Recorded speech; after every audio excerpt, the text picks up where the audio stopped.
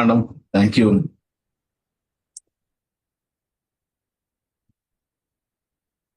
Thank you అందరికీ. Thank you so much.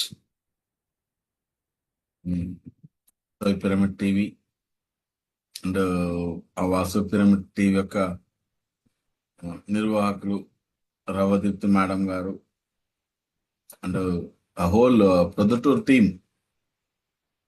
మీ అందరికి కూడా ధన్యవాదాలు. శుభోదయం. Good morning to all. నా పేరు నరేంద్ర ఆసూరి. మాది ఆదిలాబాద్.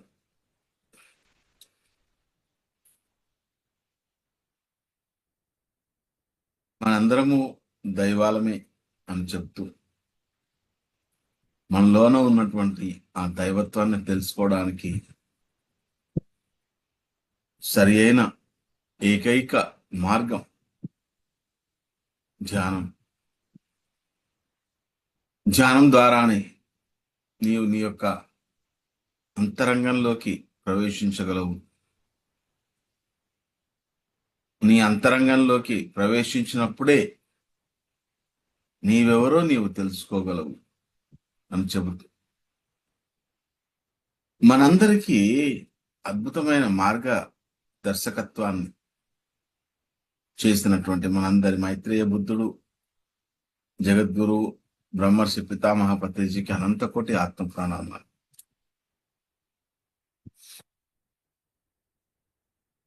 భూమి మీద పుట్టిన ప్రతి మానవుడికి వారి జీవితంలో ఎప్పుడో ఏదో ఒకసారి ఒక ప్రశ్న వస్తుందండి. ఎప్పుడో ఒకసారి వస్తుంది ప్రశ్న, తప్పకుండా వచ్చే తీరుతుంది. మనం ఎవరము?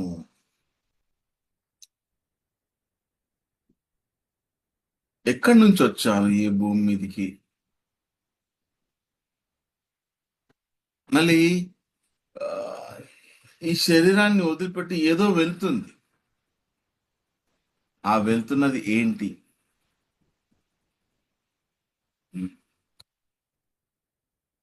మరి ఎక్కడికి వెళ్తుంది అని ఇట్లాంటి ప్రశ్నలు చాలా కామన్గా ఉంటాయి. వింటున్నాం భగవంతుడు, పరమాత్ముడు అనే పదాలని చాలా రెగ్యులర్గా వింటున్నాం. అందరి ఇళ్లల్లోనూ వాళ్ళు ఏ సంస్కృతికి చెందిన వారైనా, వారు ఏ సాంప్రదాయానికి చెందిన వారైనా, ఏ వర్గానికి చెందిన వారైనా,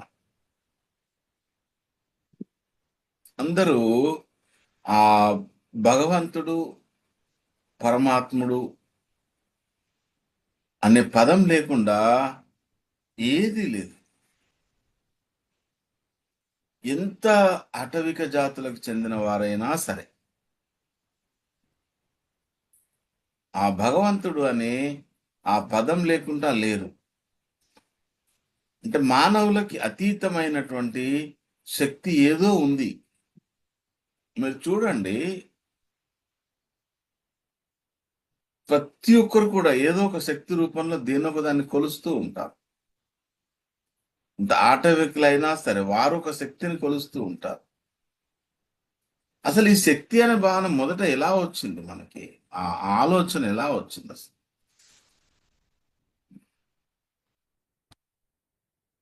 మనిషి మొట్టమొదటిగా భగవంతుడనే ఆలోచన మనిషికి ఎక్కడి నుంచి వచ్చి ఉంటుంది? ఎక్కడ నుండి ఈ ఆధ్యాత్మికత అనే ఆ సిస్టమ్ దినదినాభివృద్ధి చెందుతూ వచ్చింది? మొదలైంది. దాని మీద ఎంతో చక్కటి పరిశోధనలు జరిగాయి. అసలు మొదలు ఎక్కడ? ఇప్పుడు మనం ఫిజికల్ గా చూసుకుంటే కనుక మన బాడీకి సంబంధించిన హెల్త్ ప్రాబ్లమ్స్ ఏవైనా ఉంటే వచ్చేటివి. అవి వచ్చినప్పుడు వాటికి నివారణోపాయాలు కనుక్కోవడానికి ఆ మెడికల్ సైన్స్ అనేది డెవలప్ అయింది. అది కనపడుతుంది, లేదా మనము అనుభవించగలుగుతున్నాం. నా కడుపు వస్తుంది, కనపడుతుంది, కానీ నాకు పెయిన్ ఉంది కడుపులో, నేను చెప్పగలను దాన్ని. సో దాన్ని తగ్గించడం ఎలా అనే దానికోసము మన శరీరం పైన కొన్ని ప్రయోగాలు జరిగాయి. ఆ ప్రయోగాల ఫలితాల ఆ సారాంశము వైద్య శాస్త్రం అనేది మెల్లిమెల్లిగా మెల్లిమెల్లిగా మెడికల్ సైన్స్ అనేది డెవలప్ అవుతూ వచ్చింది, డెవలప్ అవుతూ ఉంది. ఇంకా ఈ రోజు కూడా వైద్య రంగంలో ఎన్నో కొత్త కొత్త వినూత్నమైనటువంటి ఆవిష్కరణలు ఇంకా మన శరీరం గురించి ఇంకా రీసెర్చ్ జరుగుతూనే ఉంది. ఎంత రీసెర్చ్ జరిగినా కూడా ఈరోజు మానవ శక్తి పరిమితమైంది. ఎంత పరిమితమైంది మానవ శక్తి అంటే ఒక రక్త బిందువుని సృష్టించలేకపోతున్నాడు మానవుడు. సో ఇది మన శరీరానికి సంబంధించినటువంటి. కానీ ఈ భగవంతుడు అనే పదం ఎక్కడి నుంచి వచ్చింది? ఈ రోజు కూడా ఎంత ఎదిగాను అనుకున్నటువంటి మనిషి ప్రకృతి వైపరీత్యాలు వస్తే వాటిని జయించడం తన వల్ల కావడం లేదు. మనం చూస్తూనే ఉంటాం. సునామీలు కానీ, భూకంపాలు కానీ, వరదలు కానీ, ఇంకేవైనా సరే ప్రకృతి విపత్తులు వచ్చినప్పుడు వాటిని అధిగమించలేకపోతున్నాడు మానవుడు. సో మరి ఇక్కడ భగవంతుడని ఆలోచన ఎక్కడి నుండి ప్రారంభమై ఉంటుంది?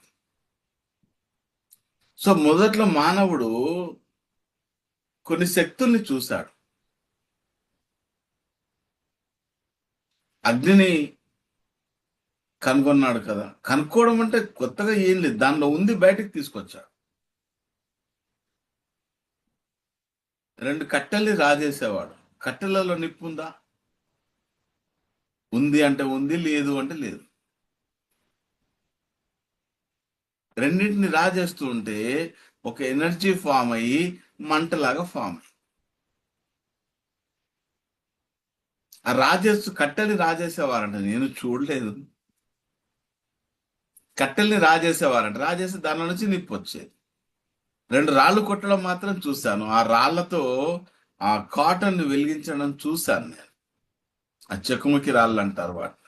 ఇందులో నిప్పు లేదు, ఇందులో నిప్పు లేదు, కానీ రెండింటిని రాజేస్తే మాత్రం నిప్పు వచ్చేది. అంటే నిప్పు దానిలో మనకి తెలియకుండా ఉంది అని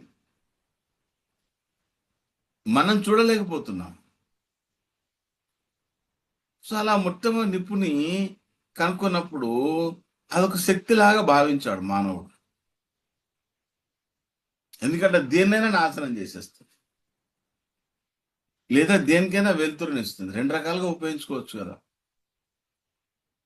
అలానే ప్రకృతి విపత్తులు వస్తున్నాయి, వానలు వస్తున్నాయి. సో వాటిని ఒక శక్తుల్లాగా భావించడం ప్రారంభించాడు. ప్రకృతి శక్తులు అంటే అక్కడ అర్థం చేసుకున్నది ఏంటి? తనని మించినటువంటి శక్తి ఇంకేదో ఉంది అన్న భావన అక్కడ మొదలైంది.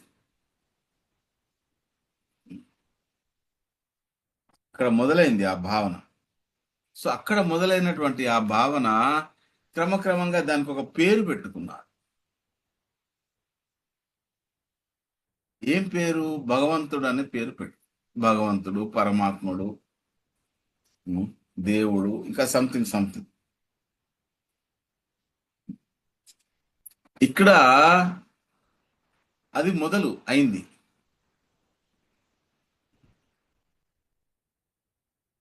సో అది మొదలైనప్పుడు వారికి వచ్చిన మొట్టమొదటి ఆలోచన ఏంటంటే, ఈ సృష్టిని ఎవరో సృష్టించారు. మరి సృష్టించిన వారు ఉన్నప్పుడు దీన్ని నడిపించేవారు ఉండాలిగా. ఇప్పుడు వాసవ్ పిరమిడ్ టీవీని రవదీప్తి మేడం గారి ఆధ్వర్యంలో ప్రొద్దుటూరు టీం అంతా కలిసి సృష్టించింది.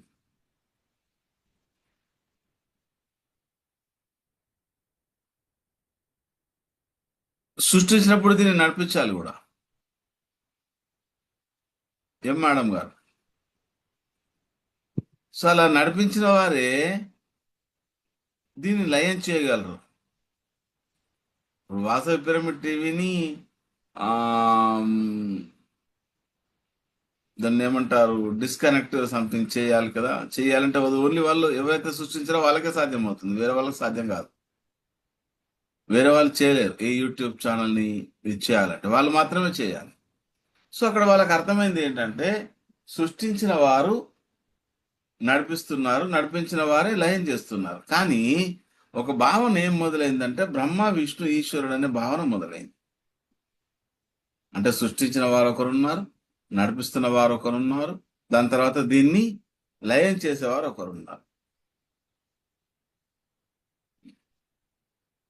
సో వీళ్ళెవరు అనే భావన మొదలైంది క్రమక్రమంగా.